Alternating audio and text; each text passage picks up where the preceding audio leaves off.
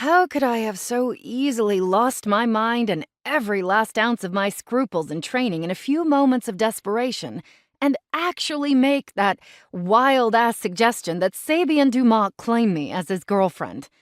Am I out of my mind? Then there's the fact that he's the kind of man I've vowed never to look at, let alone live with.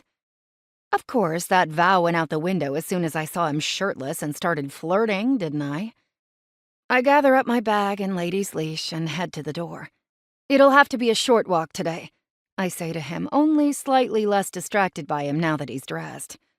Chewing on my lip as I stare at his unfairly beautiful face, I stall. I need to get home. I mean, back to the sorry excuse for an apartment I used to call home.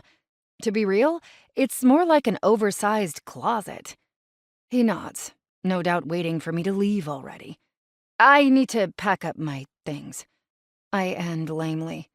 In truth, it shouldn't take more than 20 minutes since I don't have much besides my painting supplies, a half-dozen changes of clothes, spare sneakers, and one pair of old boots.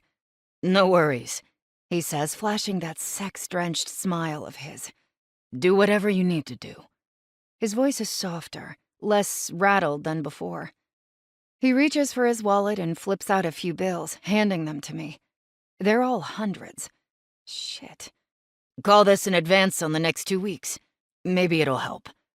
I try not to hold on to whatever passes for my poise, but it's tough while I wonder if I look as blanched as I feel.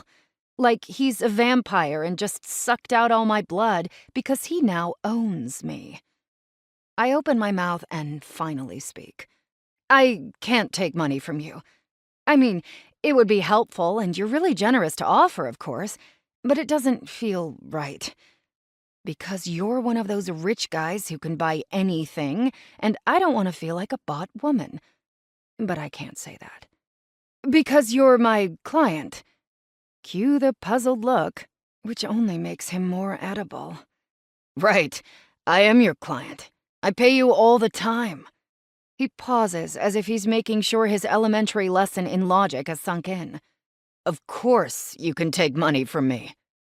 I can hear the unspoken, "You're making no sense," as I stand mute, trying to divest myself of that icky feeling, and all the baked-in principles courtesy of my paranoid mother, so I can take his badly needed money.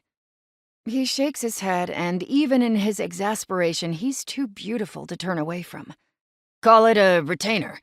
I'll write up a receipt. In fact, we have a road trip coming up, our longest one of the season. He takes his wallet out again and pulls out all the remaining bills. That's an even 1,000, half of what I owe you for the road trip. You'll be staying here with Lady while I'm gone. That should feel less awkward for you, and help us both.